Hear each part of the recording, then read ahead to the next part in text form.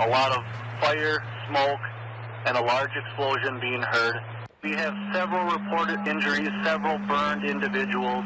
They were covered. They were covered in whatever was, in the air.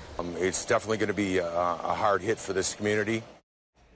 A Columbia County community in shock after an explosion at a corn milling plant in Cambria.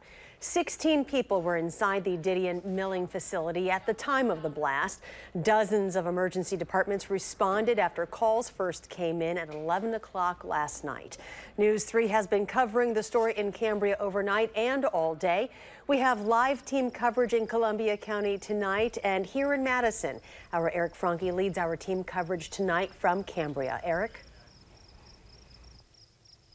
Good evening, Charlotte. We are just a short distance down these railroad tracks from the Didion milling plant, as you can see off in the distance behind us on this side of those silos. And we just walked up there a short moment ago, and there are still quite a few emergency personnel on site sifting through that rubble at the Didion milling plant, looking for 2 individuals who are still missing after that explosion last night. 1 person died, as we have reported throughout the course of the last 24 hours. 13 others injured. The company that owns the plant says it's still too early to tell exactly what triggered that explosion. It's being felt in different ways in this small community.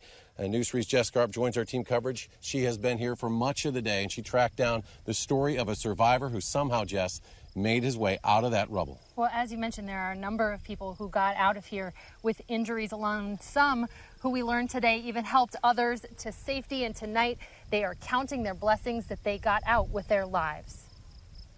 I know exactly where I was underneath that garbage pile. Dallas Oosterhof has been looking at pictures of what's left of his longtime employer, marveling to his family that he made it out alive. Lucky.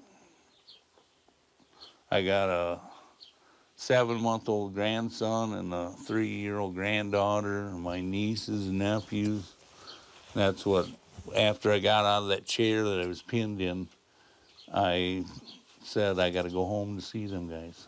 Oosterhof works maintenance and says he didn't hear the explosion that rocked Cambria at 11 last night. Instead, there was only black. The wall started crumbling in, and that's when I put my arms up like that, and it just kept coming in. He crawled through the warehouse rubble for 45 minutes, helping 2 female co-workers, 1 pregnant, out of the darkness and to safety.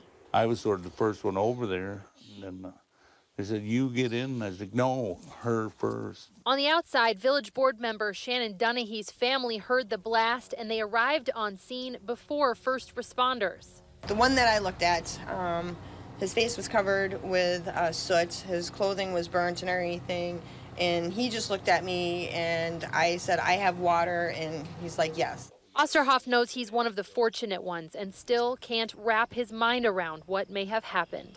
This one was something different. I don't know what malfunctioned.